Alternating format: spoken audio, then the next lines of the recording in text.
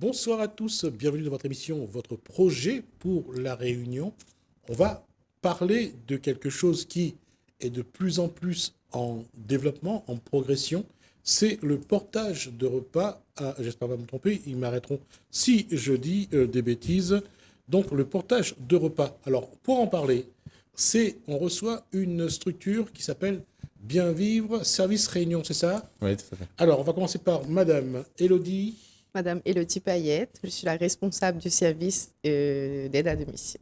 Benoît Estève. Benoît Estève, donc fondateur de Bien Vivre Service Réunion, et je chapeaute le portage de repas et la partie accompagnement et aide à domicile. D'accord. Monsieur Émile. Jean-Émile Folio, Oui. bénéficiaire du système qui est mis en place. Une coiffe magnifique. Monsieur Ignacy Moutou. Ignacy Moutou Stéphane, bonjour. Responsable donc coordination et développement sur le portage de repas pour la société Bien Vivre Service Réunion. D'accord. C'est pas la peine de pencher votre tête, vous allez vous faire mal et vous allez voir, restez droit. La question, c'est, alors d'abord, on voit, alors d'abord c'est une structure qui a été créée quand? Alors c'est une structure qui relève d'une longue haleine, mais qui a été effective à partir de début 2022. D'accord. Voilà. Ça a un lien avec le Covid? Alors ça a un lien avec le Covid. Moi j'ai profité du Covid pour passer mes diplômes, donc on peut dire que ça a un lien avec le Covid.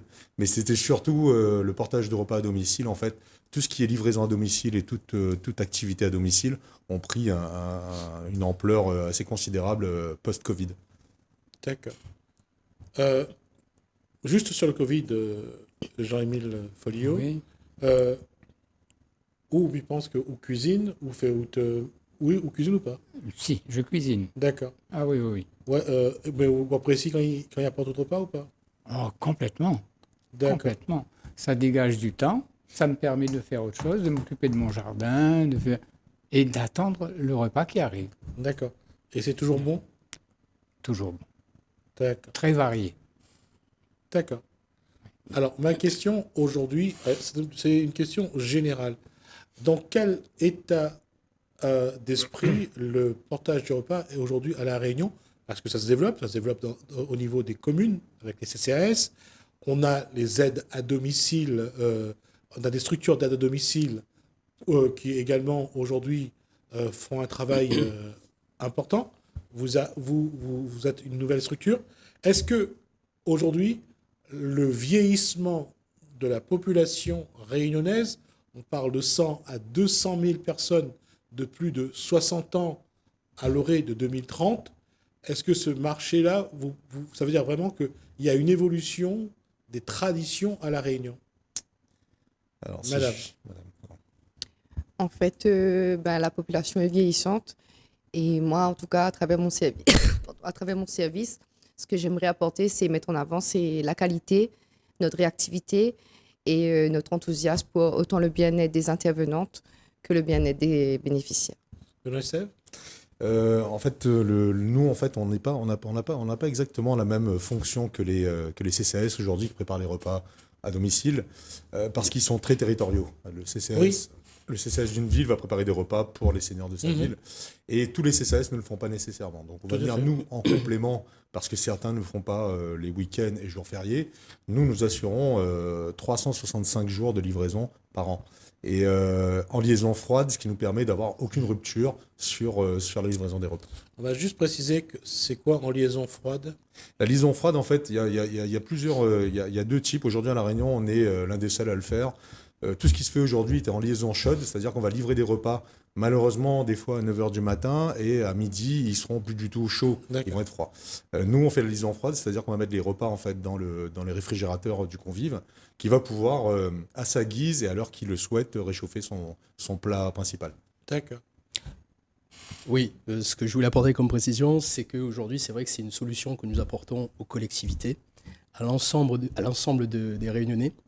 Donc on sait que les collectivités sont limitées logistiquement pour apporter de la nourriture aux plus grands écarts. Personnes qui sont dans les hauts, qui sont isolées, les personnes fragiles, les personnes handicapées. Et donc nous aujourd'hui, c'est une solution, c'est une soupape qu'on peut apporter à la collectivité. On a fait nos preuves, on est en train de faire nos preuves avec la première collectivité, notamment l'Étang Salé, la commune d'Étang Salé, le CCAS d'Étang Salé, que je tiens à remercier, pour qui nous apportons à peu près 150 repas par semaine qui correspond à peu près 80 convives, donc bénéficiaires.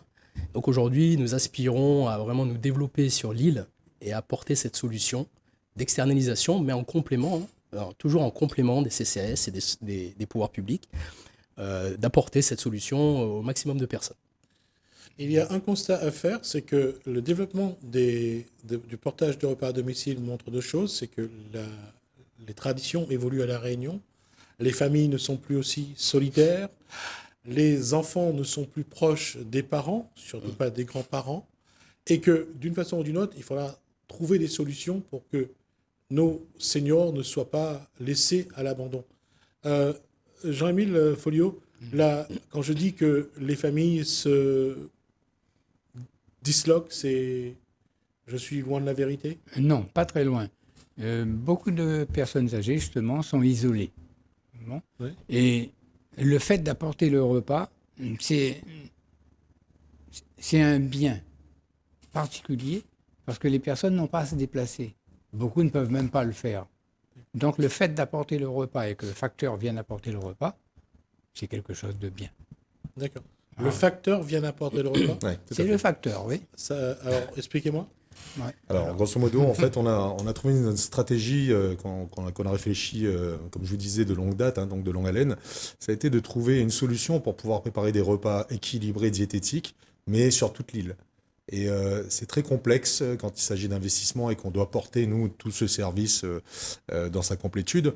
Donc, on travaille aujourd'hui en sous-traitance avec La Poste et Servère. Le Servère va préparer les repas avec une batterie de diététiciens derrière pour avoir des repas équilibrés et adaptés aux pathologies de chacun, ou pas. Et surtout La Poste, donc les facteurs qui, avec la décroissance du courrier en faveur de la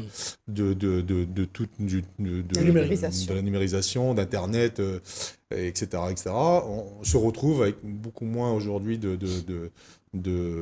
travail. Donc du coup, nous, on va leur apporter en fait cette mission de porter des repas équilibrés tous les jours chez les personnes isolées. D'accord. Ah ouais. Je reviens là-dessus, Jean-Émile Folliot. Oui. Le facteur a toujours été quelqu'un qui avait une relation particulière avec ses destinataires, ses bénéficiaires. Mhm. Aujourd'hui, après, bon, il y a eu une évolution. Le facteur est devenu quelqu'un de plus distant de par la façon de travailler. Aujourd'hui, le facteur redevient quelqu'un de Tout à fait. proximité. Tout à fait. Il revient quelqu'un de proximité. Et puis, le contact se fait facilement.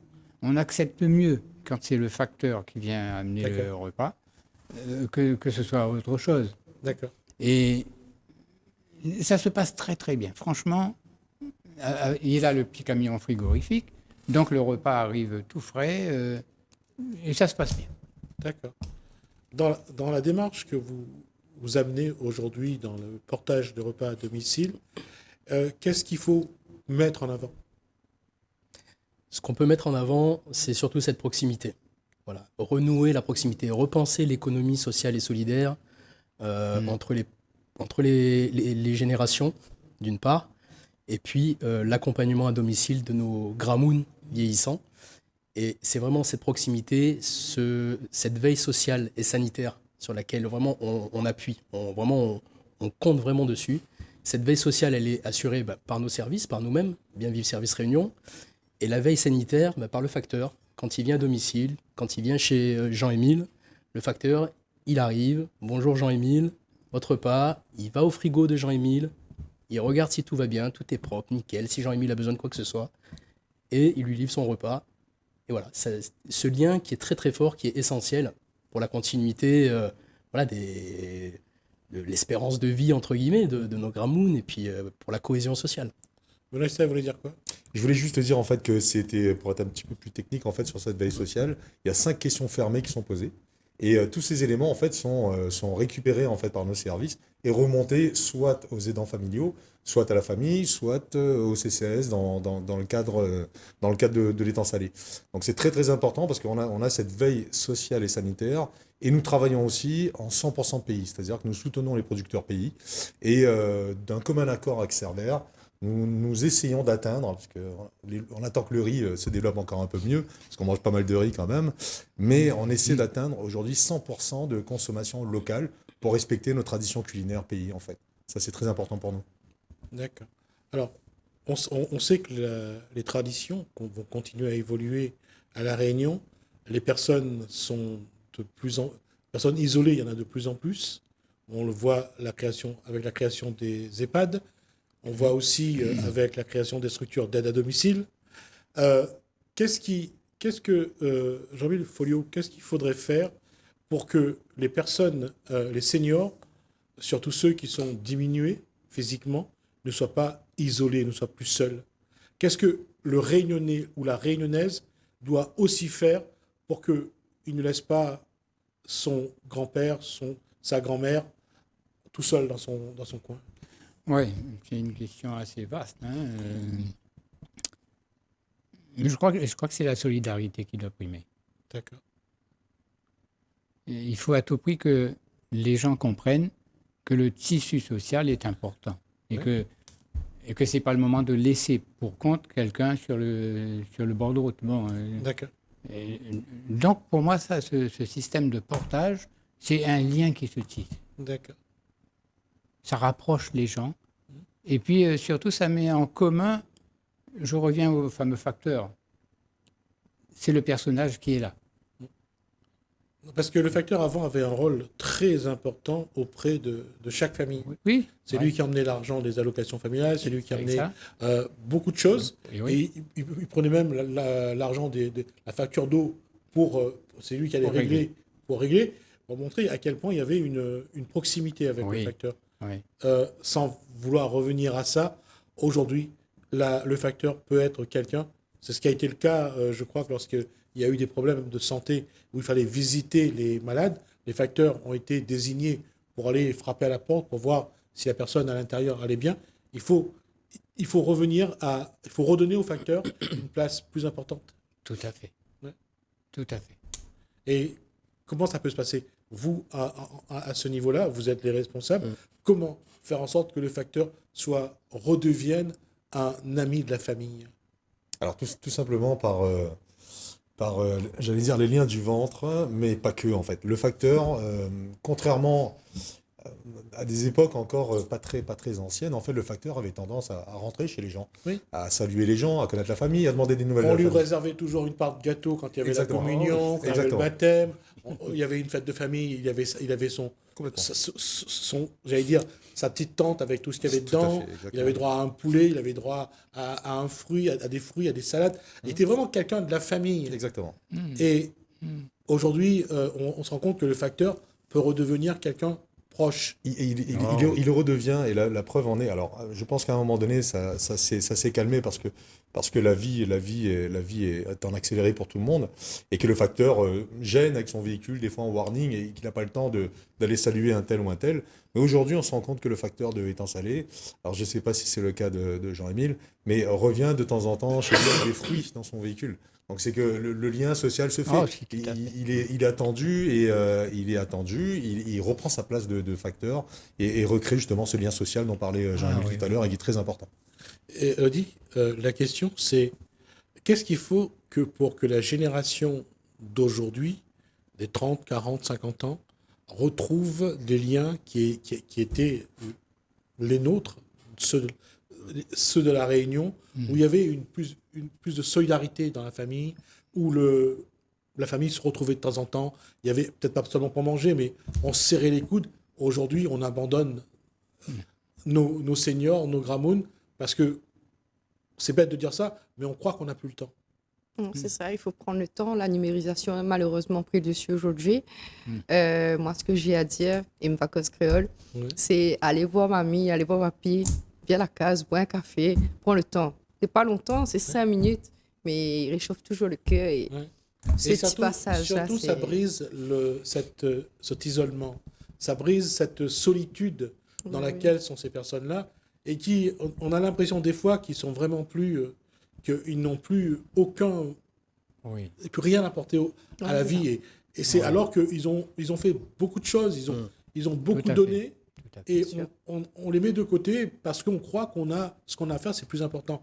C'est un petit peu ça aussi. Je veux dire, c'est pas pour critiquer, mais que ce soit les structures d'aide à la personne, le portage, ce que vous faites, ça, plus ça avance, plus on a l'impression qu'on met de côté les personnes de cet âge.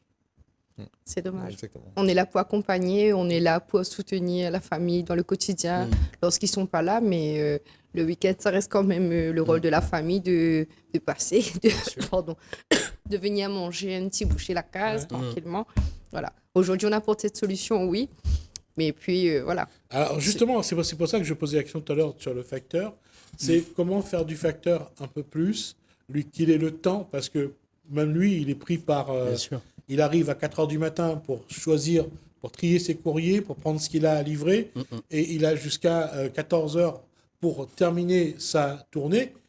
Et on ne peut pas dire que ça soit quelque chose de simple non plus, mais qui prennent 2-3 minutes pour échanger, pour demander où il est bien, où il a bien Oui. dormi, ou machin. Oui. Ça demande du temps aussi, Bien sûr. Oui. du temps, de son temps et de son engagement, parce qu'il faut que lui soit bien dans sa tête pour apporter de bonnes nouvelles à la personne qui en a besoin. Oui, tout à fait. Bien sûr.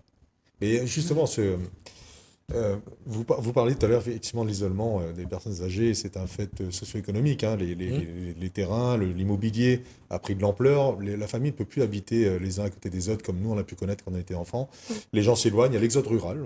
C'est bizarre de le dire à La Réunion, mais il y a l'exode rural à La Réunion en faveur des grandes villes, des villes secondaires. Et il s'avère que les personnes se retrouvent isolées. Le facteur va retrouver en fait ce rôle de lien social, donc je reviens encore là-dessus.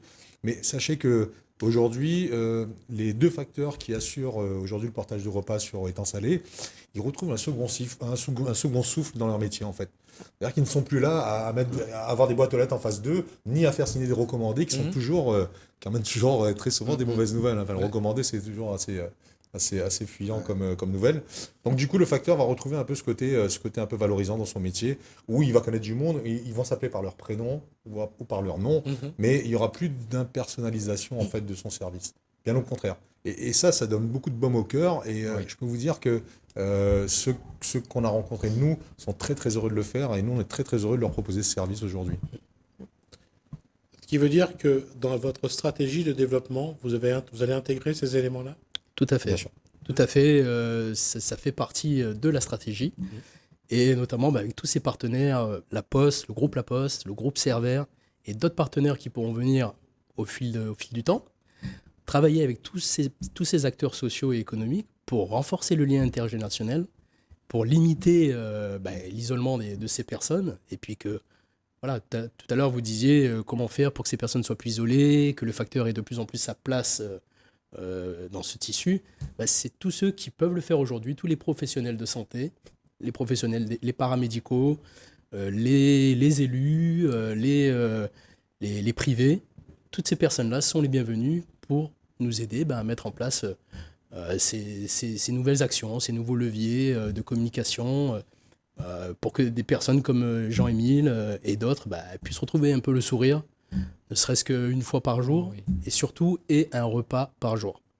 Un bon repas par jour équilibré, ça je tiens à le dire, c'est très important pour lutter contre ce qu'on appelle la dénutrition, qui est un grand fléau. On aura peut-être d'autres occasions pour en parler. On en parlera la prochaine fois de la dénutrition et savoir aujourd'hui, on parlera de ce problème de la nutrition de certaines catégories de personnes, parce que ça pose un problème.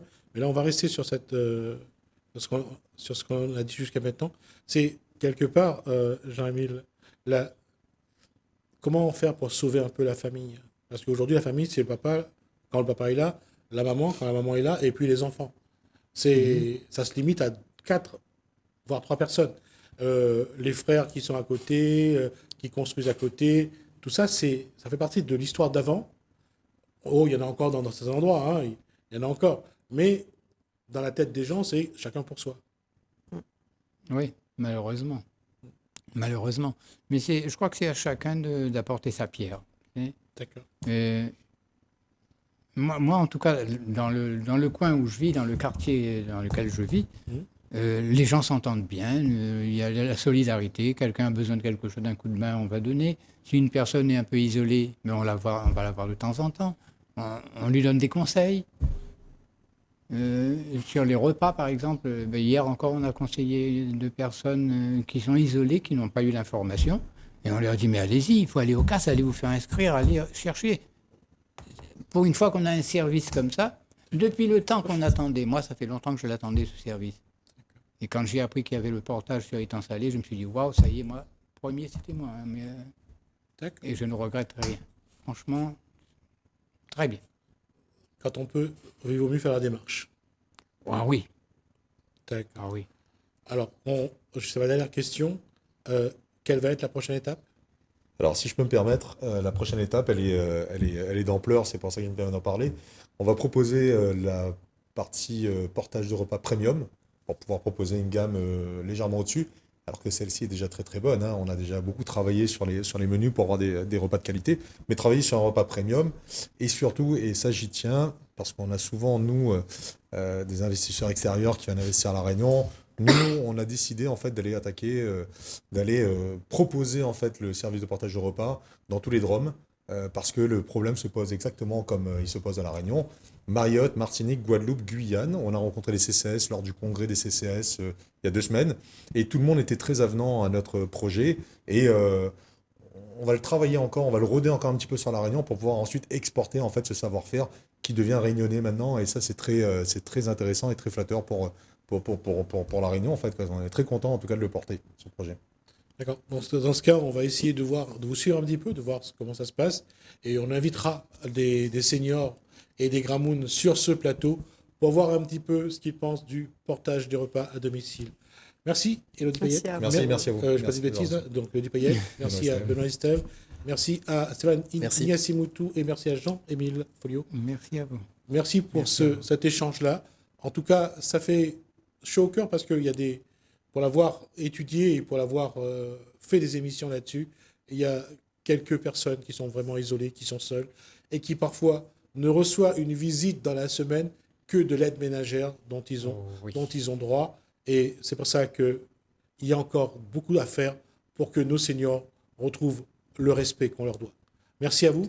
Merci à vous de nous avoir suivis. Merci Hélène, merci François. Je vous dis à bientôt.